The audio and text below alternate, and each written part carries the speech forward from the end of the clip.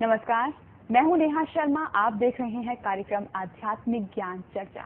तो आइए शुरुआत करते हैं कार्यक्रम की और जानते हैं विचार जगत गुरु तत्वदर्शी संत रामपाल जी महाराज बनाम आदरणीय आचार्य श्री विजय धर्म धुरंधर सुरेश्वर जी महाराज के विचार। परमात्मा कैसा है, साकार या निराकार? परमात्मा की दो अवस्थाएं हैं। परमात्मा तो आत्मा की एक अवस्था है। यदि उस अवस्था को हम सशरीरी शरीर के साथ में मानते हैं, शरीर के रूप में मानते हैं, तो वह साकार है। जबकि हम उसको अशरीरी मानते हैं तो फिर वह निराकार है। सशरीरी परमात्मा को हम लोग अरिहंत कहते हैं, क्योंकि अरिहंत जिस समय धर्म तीर्थ की स्थापना करता है और धर्म तीर्थ की स्थापना के बाद में जब तक कि वह निर्वाण को प्राप्त नहीं होता तब तक वह साकार ही माना जाता है। और उस समय या उस समय की स्थितियों को याद करते हुए जो उपासना की जाती है वह साकार उपासना है। और हमारी जैन पूजा पद्धति में निराकार उपासना, जबकि हम पिंडस्थ और पदस्थ प्रकार से साकार उपासना है। और जबकि हम रूपातीत अवस्था का चिंतन करते हैं और रूपातीत अवस्था में मालिक परमात्मा की स्थिति की आत्मा के स्वरूप का चिंतन करते हैं तो वो निराकार उपासना है।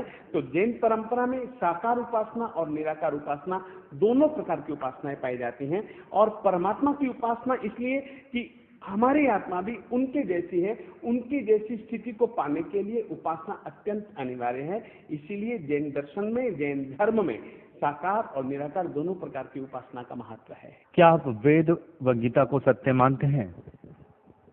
मैं सत्य मानता हूँ। क्या नमोकार मंत्र वेदों वाला ओंकार अर्थात ओम मंत्र है? एक बात कहना चाहता हूँ, ओम एक प्रकार का मंत्र है।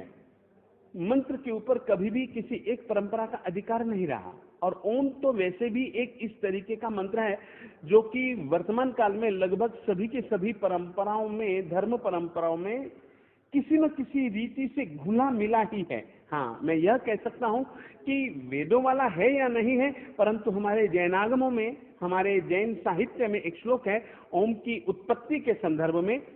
अरिहंता अशरीरा आयरिया वज्राय मुनिनो पंचक्षर निपन्नो ओंकारो पंच परमिथे। हम जो ओम, चाहे वो वेदों का हो चाहे किसी का भी क्यों ना हो, ओम के विषय में जैन परंपरा मानते हैं कि वह स्वयं नमस्कार महामंत्र का एक पर्यायवाची और एक लघु मंत्र है, एकाक्षरी मंत्र है। और नमस्कार महामंत्र का स्वरूप है। जैन परंपरा इस रीति से मानते हैं। क्या तीर्थंकर का पुनर्जन्म होता है? बिल्कुल नहीं, तीर्थंकर का पुनर्जन्म नहीं होता है। ये थे आदरणीय आचार्य श्री विजय धर्म धुरंधर सुरेश्वर जी महाराज के विचार।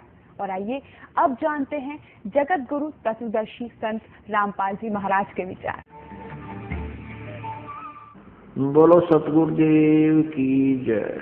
बंदी छोड़ कबीर परमेश्वर जी की जय। बंदी छोड़ गरीबदास जी महाराज जी की जय। स्वामी राम देवानंद जी गुरु महाराज जी की जय।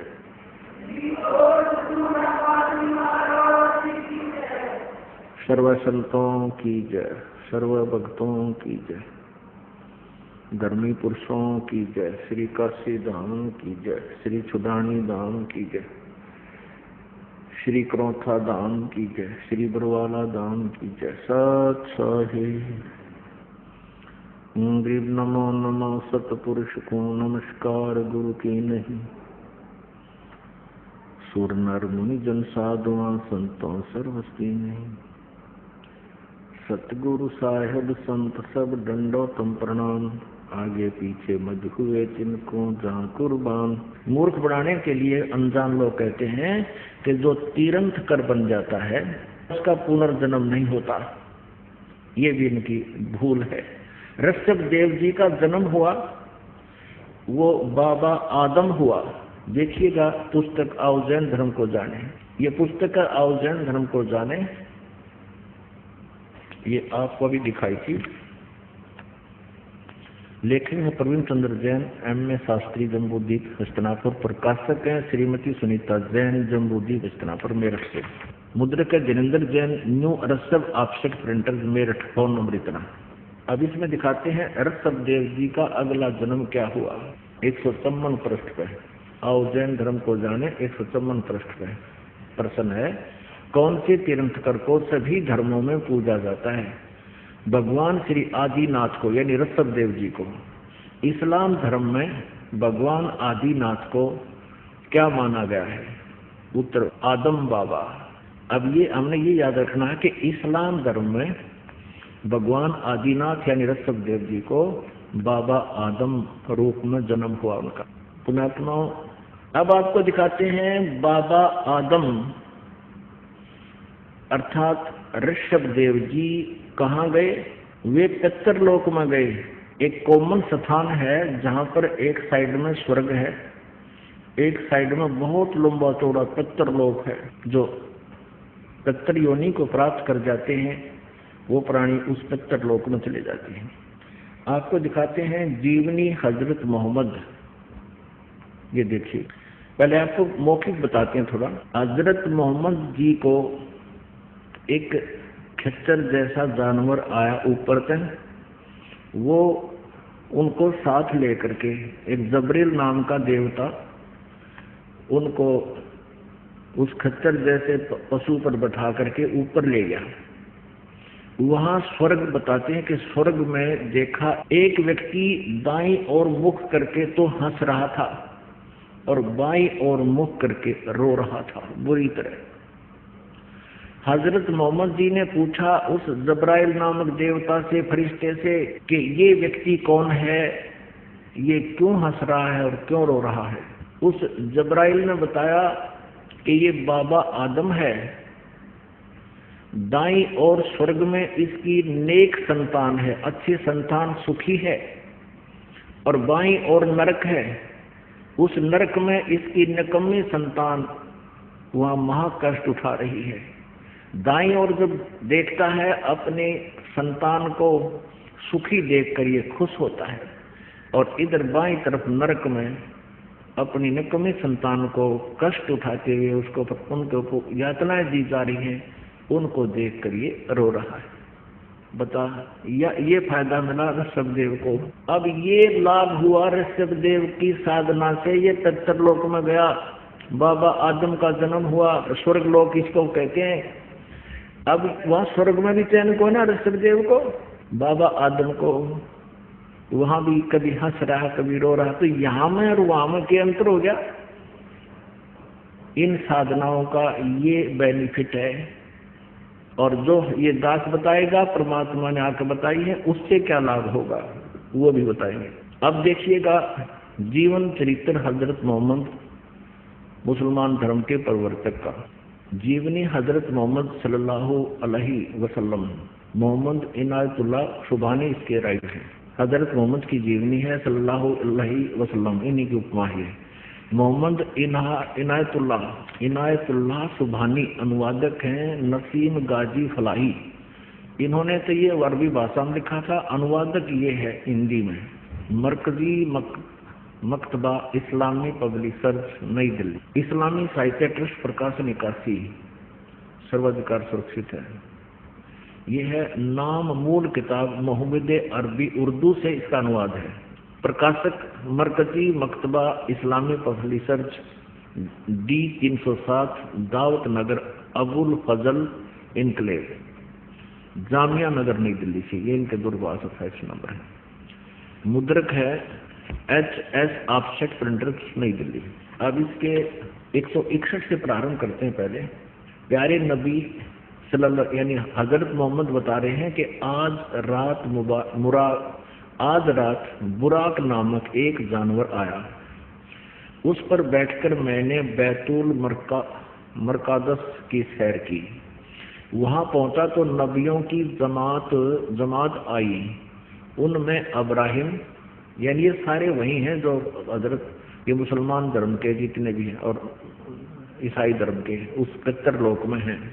उनमें इब्राहिम अलैहिस्सलाम भी थे, मूसा और ईसा अलैहि भी थे। मैंने उन सबको नमाज भी पढ़ाई। हजरत मोहम्मद जी बता रहे हैं कि उससे पितरलोक में ये मूसा जी ईसा जी जिसे ईसाई धर्म चला वहीं थे, और मैंने उन सबको नमाज पढ़ाई। अब 164 पृष्ठ पर आते हैं। प्यारे नबी यानी हजरत मोहम्मद बता रहा है, अपने सच्चे साथियों के बीच बैठे अल्लाह ने उनको जो बड़ी बड़ी नेमत दी थी उनका जिक्र करने लगे। अपने साथियों बता रहे हैं हजरत मोहम्मद जी मुसलमान धर्म के प्रवर्तक, बैतुल मरकादस से आकाश पर जाने का हाल भी सुनाया। वहां कुदरत के जो जलवे देखे थे उनको भी बयान किया। आप यानी हजरत मोहम्मद ने फरमाया बताया कि इस तरह हजरत जबरील अलही मुझे पहले आकाश पर ले गए। वहां इंसानों के बाप हजरत आदम अलही मिले। उनका हाल यह था कि जब दाईं ओर देखते तो खिल उठते यानी हंसते थे और हंसने लगते, और बाईं ओर देखते तो मारे गम के आंसू भर लेते, क्योंकि दाईं ओर उनकी नेक औलाद संतान के कर्म थे और बाईं ओर बद के। हजरत आदम अलही ने आप सल्लल्लाहु यानी हजरत मोहम्मद को देखा और बोले, तुम्हारा आना मुबारक हे नेक नबी, हे नेक बेटे। हजरत मोहम्मद को वो बाबा आदम बोल रहा है, तुम्हारा आना मुबारक हे नेक नबी, हे नेक बेटे।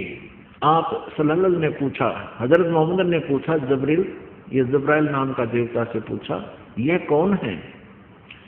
उन्होंने जवाब दिया, जबरील ने जवाब दिया, यह आदम अलही हैं, बाबा आदम हैं, सारे इंसानों के बाप। फिर जबरील अलही आप सल्लल्लाहु को दूसरे आकाश पर ले गए, फिर तीसरे पर इसी तरह आगे बढ़ते गए। आप जिस नबी के पास से गुजरते ये मनमोहक शब्द कानों में गूंजते। अपने आत्माओं सौभाग्य आपका, आप जी को परमात्मा ने छुट्टी दिलवाई काल के कोल्लू तय और यहाँ आपको बैठाया और आपके ऊपर ये अमृत की वर्षा की। अब किसी भी क्षेत्र में हम कदम रखते हैं तो उसके लिए हमें समय भी चाहिए। एक बच्चा स्कूल पढ़ने जाता है, बीए करने के लिए उसने 14 वर्ष फ्री चाहिए, तब वो 14 पढ़ सकता है। और तब उसको क्या प्राप्त होता है? एक रोजी रोटी की व्यवस्था होता हो ना भी हो, कोई गारंटी नहीं। और ये आत्म कल्याण का इतना बड़ा प्रोजेक्ट, इतना महाउपकार का कार्य, इसमें भी समय आपको चाहिएगा। आपने ये क्लास अटेंड करनी पड़ेगी यदि आप यहाँ से छुटकारा चाहते हो, ना कि यह दुर्गति तैयार है। अब आप जी ने देख लिया कि बाबा यानी Shri Rishabh Dev ji, founder of the Jain religion, वो क्या बना, उसकी मृत्यु कैसे हुई, और ऐसे अच्छे साधक की ये काल ऐसे दुरुक्ति करता है। और फिर आगे चल के उसने जो नाम दिया मारीची को, उसकी क्या दुरुक्ति हुई। और महावीर जैन वही आत्मा महावीर जैन बना, उसका कोई गुरु नहीं, आगे कोई उनकी शास्त्र अनुकूल साधना नहीं, पाखंड मत स्वयं की, पाखंड साधना स्वयं की, बकवादें, पाखंड माने बकवाद, और आगे भी वो बकवाद शुरू करा गया। वर्तमान के जैनी वो साधना करें, उनकी क्या हालत होगी ये अंडरस्टूड है। और बाबा आदम बने वही ऋषभ देव जी, उनकी स्वर्ग में भी क्या दुरुक्ति हो रही है, वहां भी चैन नहीं उनको। अब परमेश्वर ने आके बताया, ब्रह्मांड 21 आग लगी है, कृत्रिम बाजी सभी ठगी है। 21 ब्रह्मांड तक इस काल के लोगों में कहता आग लगी हुई है, कोई भी जीव सुखी नहीं। अब प्रसंग चल रहा था, सुखदेव ने 84 भुगती बना पजावे खरगो, तेरी क्या बुनियाद प्राणी तू पंडा पंथ पकड़वो। अब तेरी क्या बुनियाद प्राणी, तू वो रास्ता ग्रहण कर, वो मार्ग ग्रहण कर जिससे तुझे फिर से ये दुर्गति ना हो, तेरी फिर जन्म मृत्यु कभी ना हो। उसके लिए क्या बताया है? श्रीमद् भगवत गीता जी अध्याय नंबर 4 के श्लोक नंबर 5 और 9 में अध्याय 2 के श्लोक नंबर 12 में, अध्याय 10 के श्लोक नंबर 2 में ये स्पष्ट किया है गीता ज्ञान दाता ने कि मेरे और तेरे अर्जुन बहुत जन्म हो चुके, तू नहीं जानता, मैं जानता हूं। फिर गीता जी अध्याय नंबर 8 के श्लोक नंबर 5 और 7 में कहा कि मेरी साधना करनी है तो युद्ध भी कर और अपनी भक्ति भी करते रहना, यहाँ शांति नहीं होगी तुझे। और 8वें अध्याय के गीता जी के श्लोक नंबर 13 में कहा कि मेरा तो एक ओम अक्षर है मुझ ब्रह्म का, ओम इति एकाक्षरम ब्रह्म व्यवहारन माम अनुस्मरण ये प्रियाति तदंदेहम सयाति परमाम गतिम। मुझ ब्रह्म का एक ओम मंत्र है, ओनली वन मंत्र, ओम एक अक्षर, और उच्चारण करके सिमरण करता हुआ ये प्रियाति तदंदेहम जो शरीर छोड़कर जाता सयाति परमाम गति, वो ओम से मिलने वाली गति को प्राप्त होगा। वो कहाँ जाएगा? ब्रह्मलोक में जाएगा, ब्रह्म स्वर्ग में जाएगा। और गीता जी अध्याय नंबर 8 के श्लोक नंबर 16 में यह प्रमाण दिया है कि ब्रह्मलोक पर्यंत भी ये सभी वहां गए हुए व्यक्ति भी वापस जन्म मृत्यु में आते हैं। आप जी ने प्रमाण भी देख लिया। ऋषभ देव जी से दीक्षा प्राप्त मारिसी वाला जीव ओम नाम का जाप करके ब्रह्मलोक में गया, ब्रह्म स्वर्ग में गया, ब्रह्म स्वर्ग को, ब्रह्मलोक को, और फिर आया। और फिर कितने दुख हुए उसके जीवन में। इसलिए गीता जी अध्याय नंबर 7 के श्लोक नंबर 18 में कहा है कि मेरी साधना भी अनुत्तम है। ये ज्ञानी आत्मा है तो अच्छी उद्धार आत्मा है, लेकिन ये मेरे वाली अनुत्तम साधना में ही लीन है। अनुत्तमाम अति घटिया साधना में ही लीन है। इसलिए गीता जी अध्याय नंबर 18 के श्लोक नंबर 62 में कहा कि अर्जुन तू सर्वभाव से उस परमेश्वर की शरण में जा जिसकी कृपा से तू परम शांति और सनातन परम धाम को, यानी शाश्वतम स्थानम, सदा रहने वाले स्थान को, यानी सतलोक को प्राप्त होगा।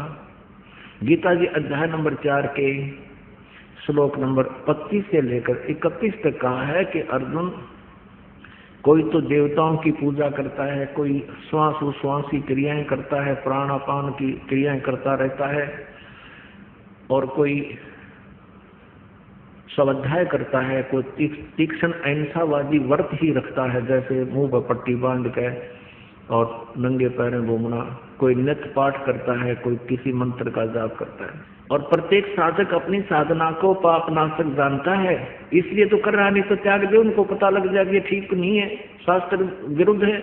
तो कहा है कि चौथे अध्याय के 32वें श्लोक में कि ये इस प्रकार की, यानी विस्तार के साथ धार्मिक अनुष्ठानों की जानकारी, भक्ति कर्मों की जानकारी, सच्चिदानंद घन ब्रह्म की वाणी में ब्रह्मणे मुखे, यहाँ इन्होंने अनुवाद गलत कर दिया, अनुवादकर्ताओं ने ब्रह्मणे मुखे का अर्थ कर दिया वेद की वाणी, ये गलत कर दिया। और ब्रह्मणे का अर्थ होता है सच्चिदानंद घन ब्रह्म। इन्होंने 17वें अध्याय के 23वें श्लोक में गीता जी में सही किया है, ब्रह्मणे का अर्थ किया है सच्चिदानंद घन ब्रह्म। तो यहाँ ब्रह्मणे मुखे का अर्थ चाहिए था सच्चिदानंद घन ब्रह्म ने जो अपने मुखारविंद से, अपने मुख कमल से बोली है वो वाणी, उसको तत्व ज्ञान कहते हैं। उस तत्व ज्ञान में, सच्चिदानंद घन ब्रह्म की वाणी में, ये यथार्थ ज्ञान, तत्व ज्ञान, सत भक्ति विस्तार से कही गई है। उसको जानकर फिर किसी भी आप पाप को प्राप्त नहीं होगे, आप सब कर्मों से मुक्त हो जाओगे।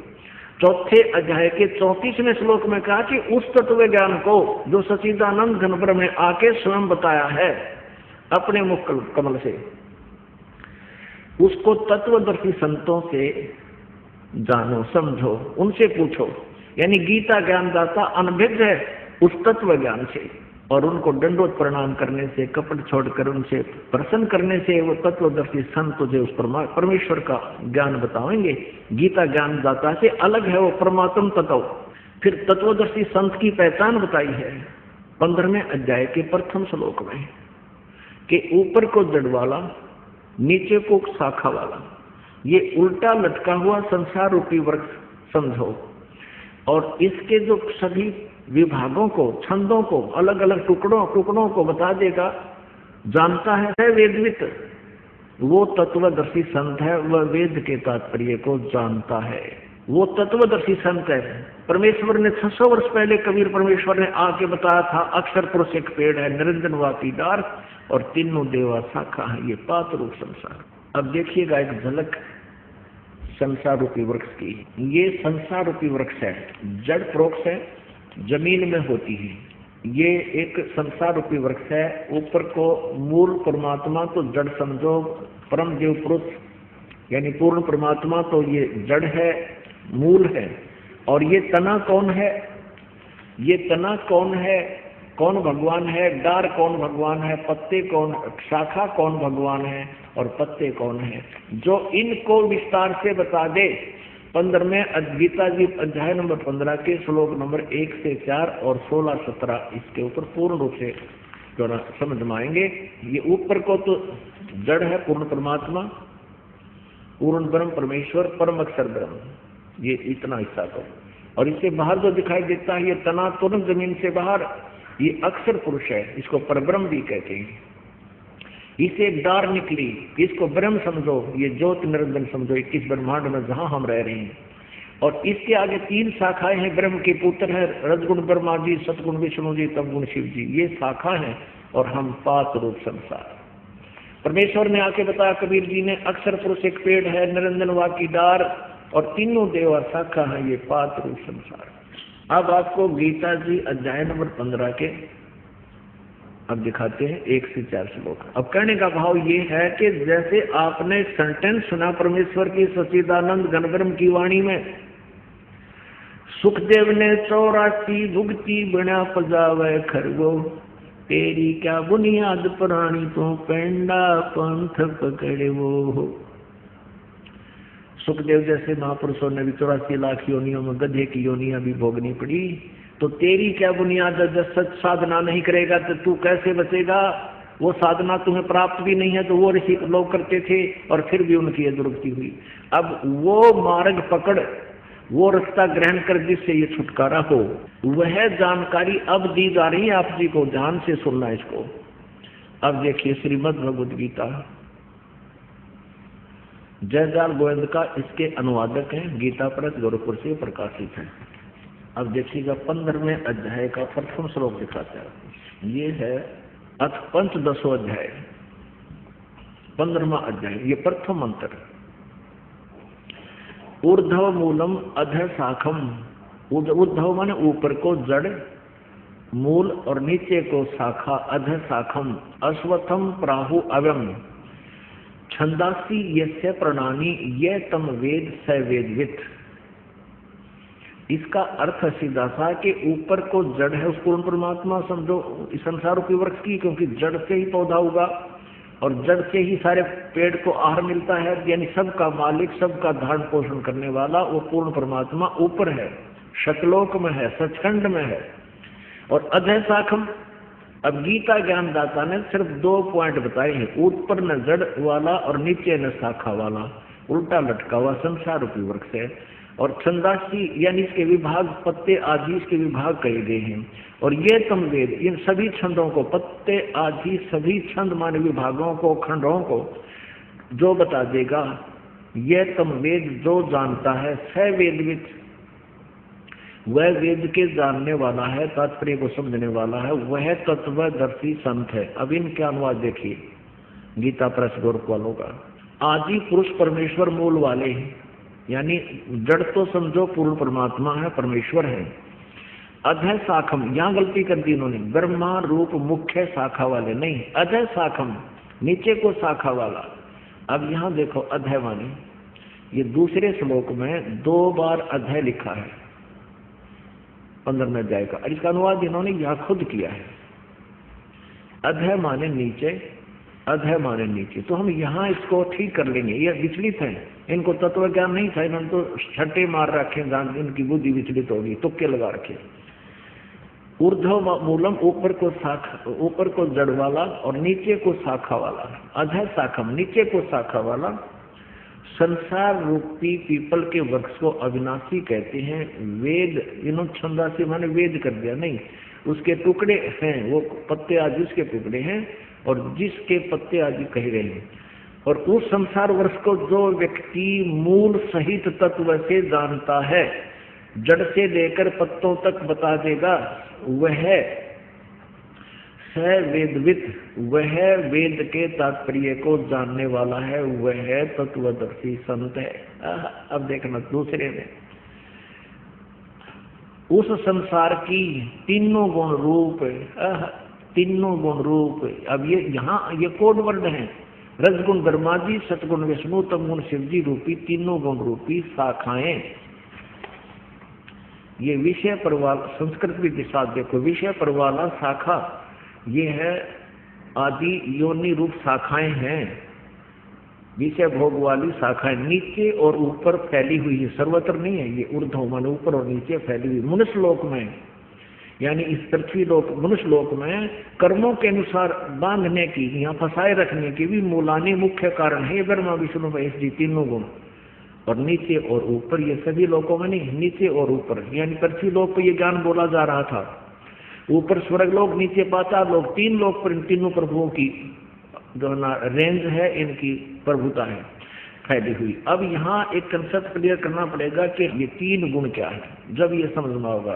अब देखिएगा मार्कंडेय पुराण, इसमें दिखाते हैं ये रजगुण ब्रह्मा कहो, सतगुण विष्णु, तमगुण शिव जी कहो, चाहे तीनों गुण कहो, एक ही बात। ये देखिएगा, ये मार्कंडेय पुराण है और गीता प्रेस गोरखपुर से प्रकाशित है।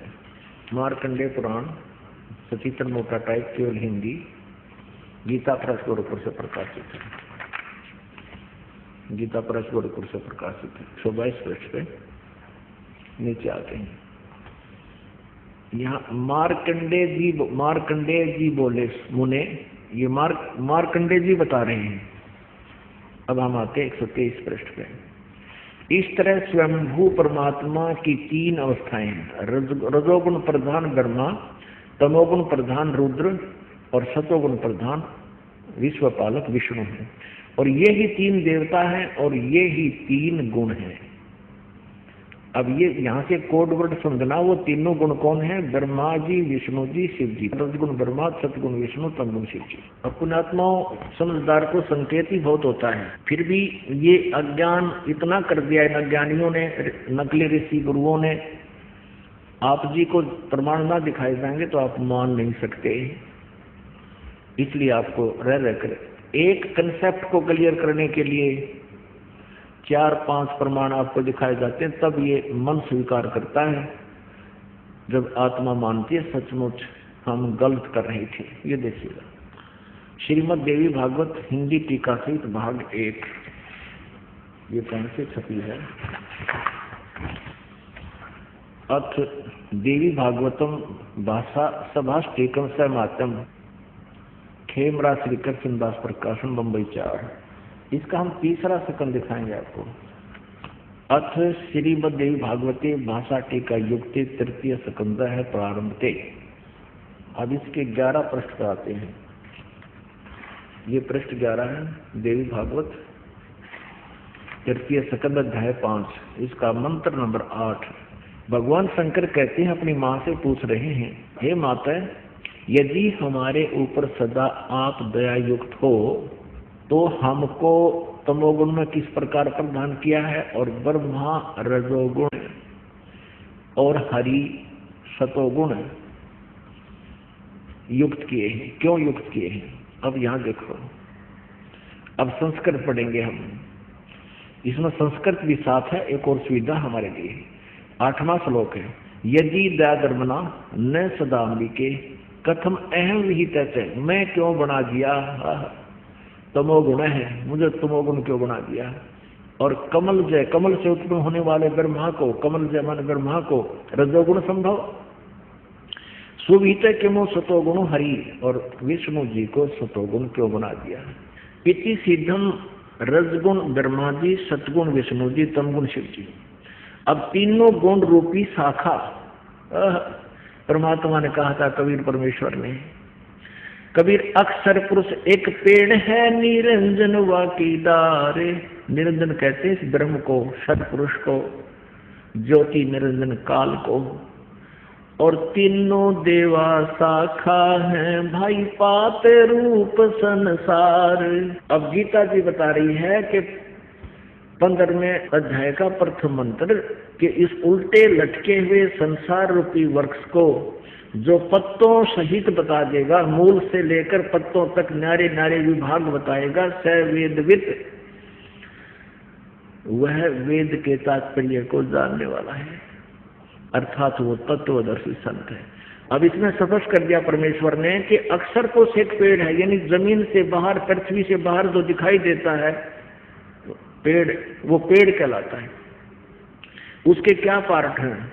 ये तना होता है पेड़, तो तने से तना तो अक्षर पुरुष है, और उससे एक मोटी डार निकली वो सर पुरुष है, यानी ज्योति निरंजन काल है, ब्रह्म है। और उस डार के 3 शाखा हैं, रजगुण ब्रह्मा, सदगुण विष्णु, तम गुण शिव जी। ये इस ब्रह्म के पुत्र हैं, काल के पुत्र हैं, दुर्गा के इनकी माता है। और उससे आगे हम हैं पात रूप संसार। अपनात्मा। अब गीता जी अध्याय नंबर 15 के श्लोक 1, 2, 3, 4 को ये दास इसलिए आपके समक्ष रूबरू कर रहा है कि इसमें ये लिखा है कि उस तत्वदर्शी संत की प्राप्ति के उपरांत इस तत्व ज्ञान रूपी शस्त्र से अज्ञान रूपी इस गुत्थी को काट कर, सुलझा कर, समझ कर, उसके पश्चात उस परमेश्वर के उस परम पद की खोज करनी चाहिए, जहाँ जाने के बाद फिर लौट कर साधक फिर पुनः संसार में कभी नहीं आते। उनका पूर्ण मोक्ष हो जाता है, उनको शाश्वत स्थान प्राप्त होता है।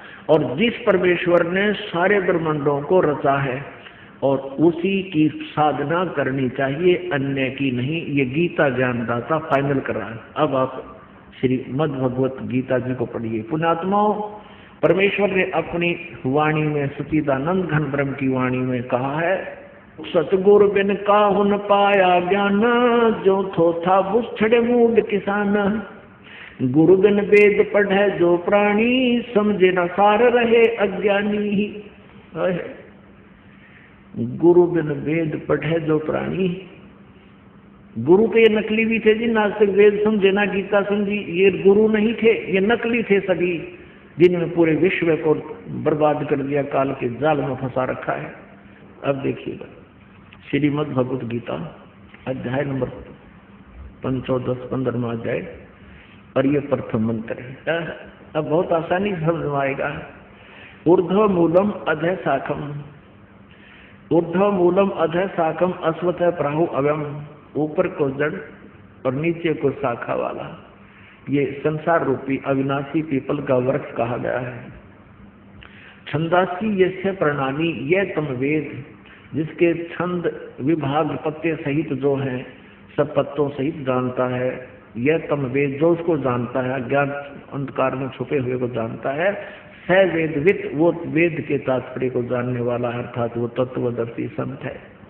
ये हमने पढ़ लिया, आपने दूसरा भी पढ़ लिया। उस संसार वृक्ष की तीनों गुण, रजगुण ब्रह्मा, सतगुण विष्णु, तम गुण शिव जी रूपी शाखाएं ऊपर नीचे फैली हुई हैं। अब हम तीसरा पढ़ेंगे, इस संसार वृक्ष का स्वरूप।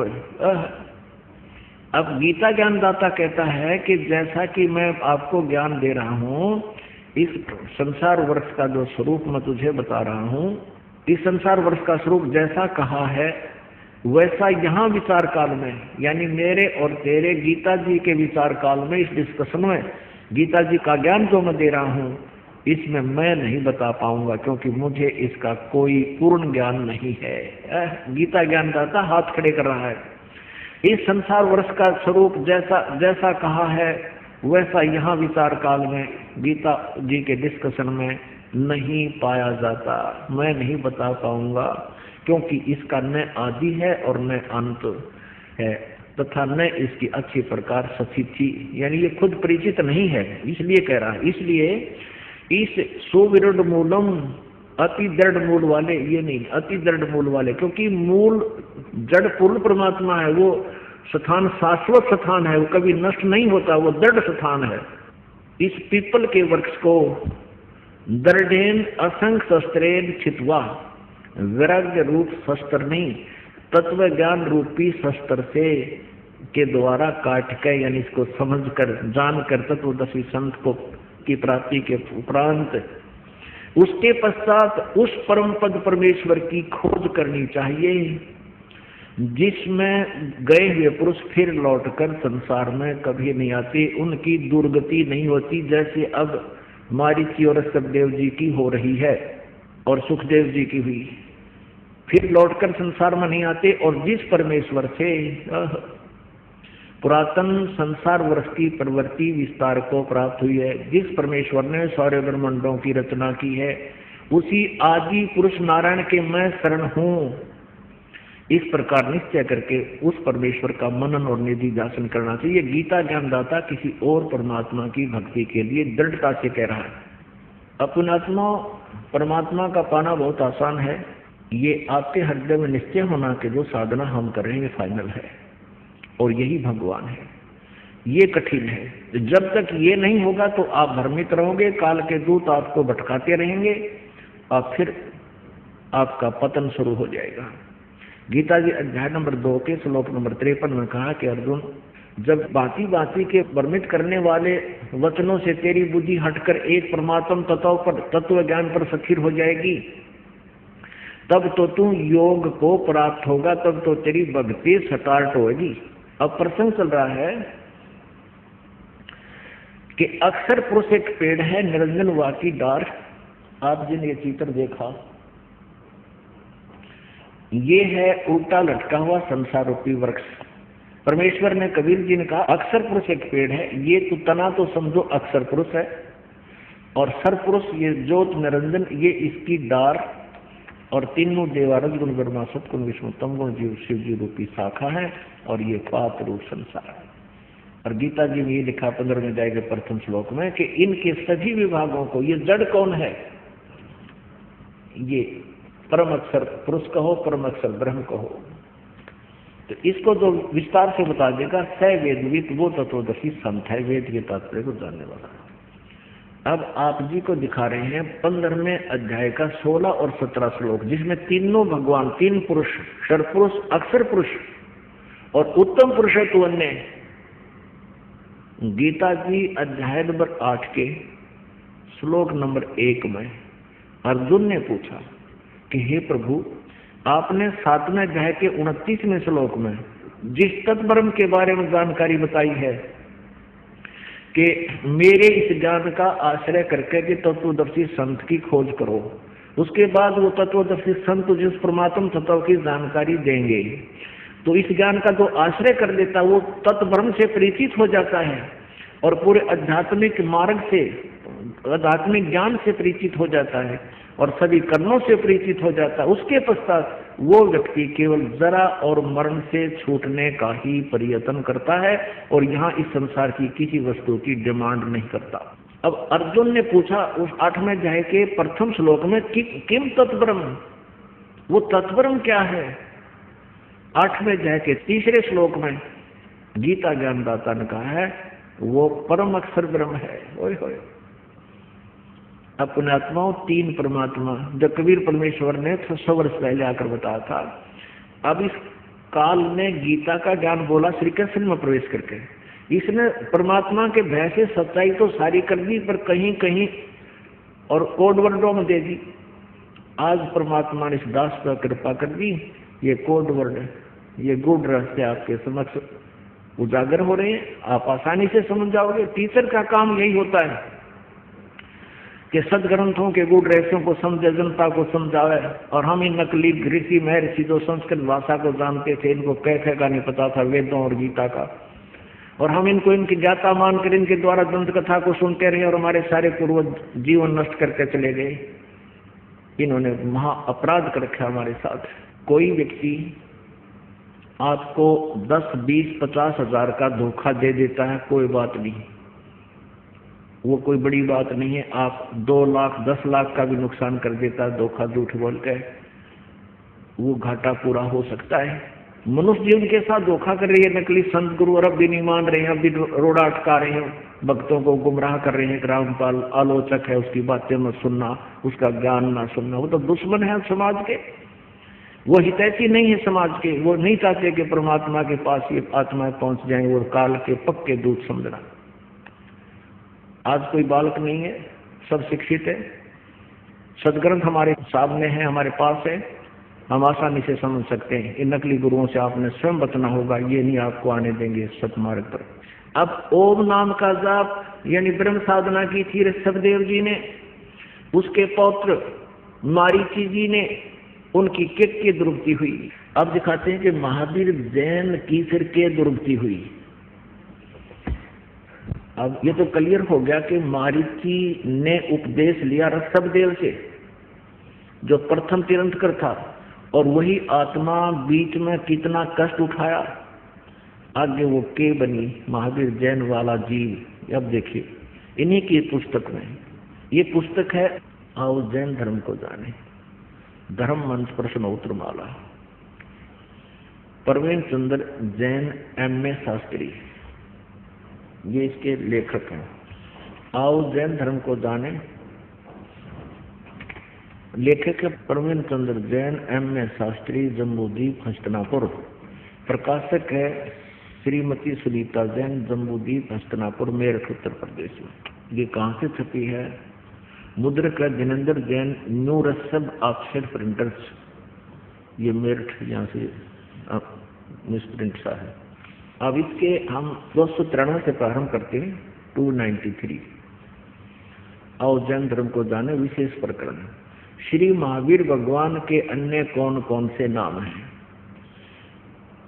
उत्तर दिया है अन्य 5 नाम है, वीर, अतिवीर, सन्मति, महावीर एवं वर्धमान। अब आगे चले 294 है और 3351 नंबर ये प्रश्न है। श्री महावीर भगवान के जीवन का कथन कहाँ से प्रारंभ होता है?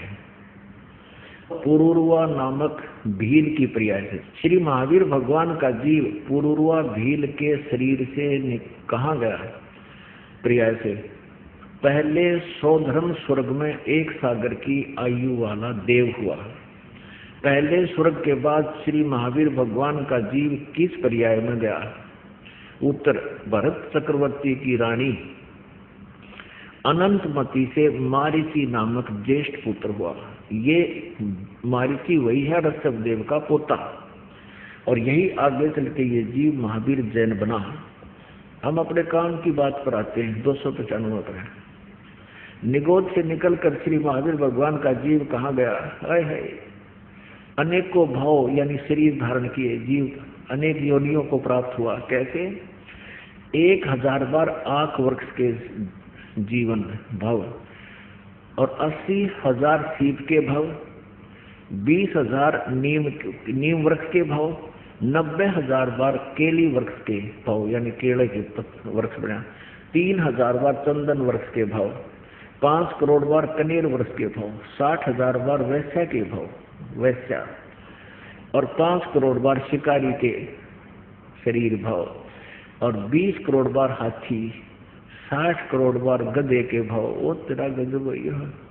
30 करोड़ बार कुत्ते का जीवन, 60 करोड़ बार नपुंसक के भव, 20 करोड़ बार स्त्री के भव, 90 लाख बार धोबी के भव, 8 करोड़ बार घोड़े के भव, 20 करोड़ बार बिल्ली के शरीर भव, और 60 लाख बार गर्भपात से मरण है, माँ के पेट में मर गया, और 80 लाख बार देव पर्याय को प्राप्त हुआ। केवल 80 लाख बार तो देवता बना, और गधा बना, कुत्ता बना, 30 करोड़ बार कुत्ता तो एक बार बना हुआ बतेरा। ये सारे पानी फिर जाए देवता ने, एक का जीवन बतेरा कुत्ते का, सिर में कीड़े पड़ जा, खाज लाग जा, टांग टूट जा, सब्जी में पता नहीं कहाँ पड़ा रहे, और 60 करोड़ बार गधे का जीवन। पुण्यात्माओं, ये काम टीचर का होता है, जो सदग्रंथों को स्वयं समझे, अपना अभ्यास करे, अनुभव करे, भक्ति करे, परमात्मा की अंदर से प्रेरणा होती है, फिर तत्व ज्ञान अंदर से परमात्मा देता है। अब इसका निष्कर्ष देखो कि ऋषभदेव जी ने गुरु दीक्षा ली किसी ऋषि से, उसके बाद साधना की, और ऋषभदेव जी से फिर 1000 वर्ष ऋषभदेव जी ने साधना की। उसके बाद जब वो अपनी साधना समाप्त की, तुरंत पहला शिष्य बनाया मारीची, और वही आगे चलकर महावीर जैन हुआ। तो ऐसे ओम नाम यानी वेदों अनुसार साधना करने वाले जीव की क्या दुर्गति हुई। 80 लाख बार तो देवता बना, और यह बाकी हिस्ट्री आपने देखे ली, अनगिन कष्ट सहे। 60 करोड़ बार गधा, 30 करोड़ बार कुत्ता, 20 करोड़ बार बिल्ली। अब तेरा गजब हो गया। पुणात्मा कलेजा मुंह को आता है, इतने कष्ट हमारे ऊपर हो रहे हैं, हम फिर भी आंखें नहीं खोल रहे, हम तत्व ज्ञान को पहचान नहीं रहे, भगवान को नहीं पहचान पा रहे। अब क्या होगा, महावीर वहां तक तो उस मारीची वाले जीव की दुर्गति, महावीर वाले जीव की दुर्गति होती रही। आगे चल के यही मारीची वाला जो शरीर जीव था, आगे महावीर जैन हुआ। महावीर जैन जी के इतिहास में लिखा है कि उन्होंने कोई गुरु नहीं बनाया, और ऐसे ही मुनिवर्ती में घर से निकल गया, निवस्त्र रहने लगा, अपने आप साधना करता रहा। कुछ दिन हठ योग करके अपने विचारों को ही व्यक्त करने लग गया जनता में। अब वर्तमान में जो जैन धर्म में साधना है, वो महावीर जैन जी द्वारा चलाए गए 363 पाखंड मत माने बकवाद साधनाएं, उन पर आधारित है पूरा जैन धर्म। अब उस वेदों अनुसार और गुरु परंपरा से, मर्यादा से गुरु बनाकर साधना करने वाले मारीची की कितनी दुर्गति हुई, एक बार पुनर्रिवाइज कर लो, ना याद रही होगी। ये देखो, ये वही पुस्तक है, आओ जैन धर्म को जाने। लेखक हैं प्रवीण चंद्र जैन, M.A. शास्त्री, जम्बूद्वीप इस्लामाबाद। ये सारा अब फिर थोड़ा सा दिखाते हैं, ये मेरे मालिक। अब ये तो दुर्गति उस प्राणी की है जिसने इस काल के गुरु मर्यादा में रहते हुए साधना की है, मारीची वाले जीव की। ये देखिए, थोड़ा सा दिखा दें। 60,000 बार वैश्या के भाव, 5 करोड़ बार शिकारी बना दिया, मेरे पाप इकट्ठे करवा दिए इस काल में। 20 करोड़ बार हाथी के भाव, 60 करोड़ बार गधे के भाव, 30 करोड़ बार कुत्ते के भाव, 60 करोड़ बार नपुंसक के भाव, 20 करोड़ बार स्त्री के भाव, 90 लाख बार धोबी, 8 करोड़ बार घोड़ा, 20 करोड़ बार बिल्ली, और 60 लाख बार गर्भपात से मरण, 80 लाख बार देवता हुआ। बस 80 लाख बार तक देवता, बाकी अग्रहण मटी नहीं। ये तो उस प्राणी की है जो विधिवत काल के गुरु परंपरा में रहकर साधना कर रहा था, और अब ये उसके बाद ये नरक में भी गया, मारीची वाला जो फिर प्रथम नरक में गया। और फिर ये महावीर जैन हुआ। 24 में तीर्थंकर श्री महावीर भगवान हुए, महावीर भगवान हुआ। फिर श्री महावीर भगवान के जीव ने कितने पाखंड मत चलाए, 363 पाखंड मत चलाए। अपना आत्मा ये एक निर्णायक मोड़ पर आ गया है, ज्ञान भगवान का तत्व ज्ञान है ये। अब महावीर जैन की के दुर्गति हुई होगी, उसका तो वर्णन नहीं कर सकते, क्योंकि उसने तो गुरु बनाया ना। और ये पाखंड मत माने शास्त्र विधि को त्याग का मनमाने आचरण, ये चला दिए, जिसको वर्तमान में जैन धर्म के सभी अनुयायी उसी से आके अपनी साधनाएं कर रहे हैं। तो इनका क्या हाल होगा, ये कहने की जरूरत को नहीं। तो परमात्मा कहा करते, निरंजन धन तेरा दरबार, निरंजन धन तेरा दरबार, जहाँ पर तनिक न न्याय विचार। कहे कबीर सुनो भाई साधो, यहाँ सब उल्टा व्यवहार।